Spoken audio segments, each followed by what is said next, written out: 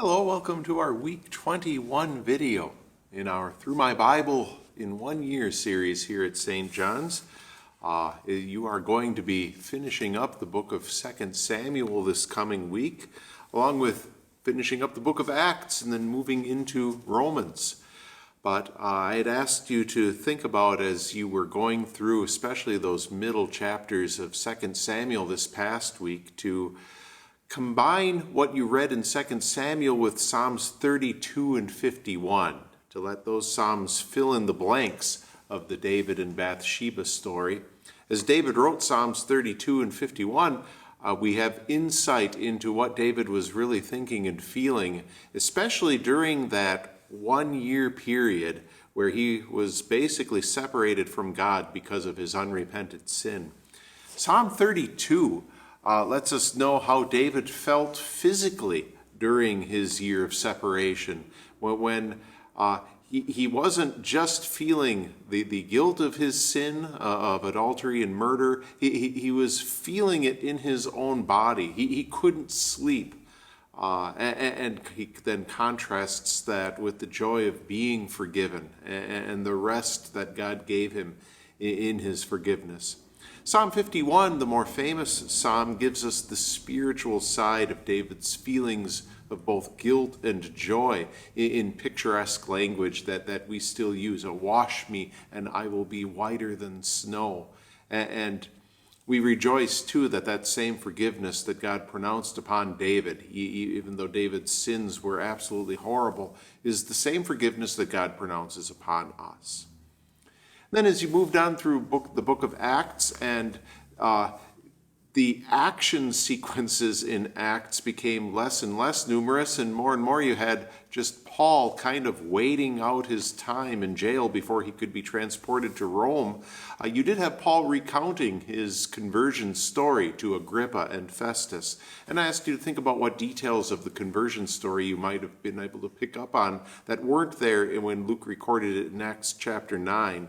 Paul makes a point of saying that he was actually guilty of having Christians put to death. Not that he killed them himself, but when the vote would come up in front of the Sanhedrin, whether or not someone should be put to death, he would vote for death. And as such, he had the blood of Christians on his hands because of his persecution of them. Also, when he talks about Jesus appearing to him on the road to Damascus, Paul gives a few more words of Jesus that Jesus spoke to him too. And whenever we have actual words of Jesus recorded for us, we rejoice in those, and we hold on to those too, because they are the very words of our God and Savior come down to us, directed, of course, specifically to the Apostle Paul, but also of benefit to us too. And the specific words of Jesus is, it is difficult for you to kick against the goads or the restraints.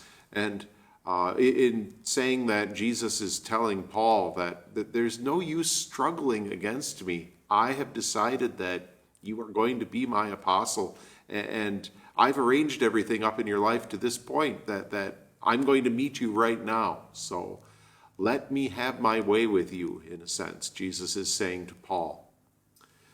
Now, as you move on with this week's readings, and you wrap up 2 Samuel. 2 Samuel, at the end of that book, one thing happens after another in the kingship of David, and just in the personal family life of David too. And though David's sin is forgiven, the prophet Nathan was clear. The Lord has taken away your sin. You will not die. But God did announce a very severe consequence for David's sin, and that would be the sword would not depart from David's house.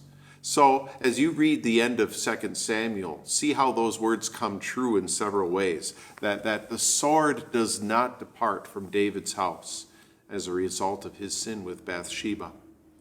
And also, as you finish up Acts and then move into Romans, look at Paul's structure of Romans and see how in Romans he's building one thing after another, always looking at what he had just said and using that as the departure point for what he's about to say next. And how he starts with the sinfulness of humankind. detail how Paul is able in the first chapters of Romans to convict all people, no matter what their background, of sin against God. God's blessings to you on your readings this week. We'll look forward to seeing you next week.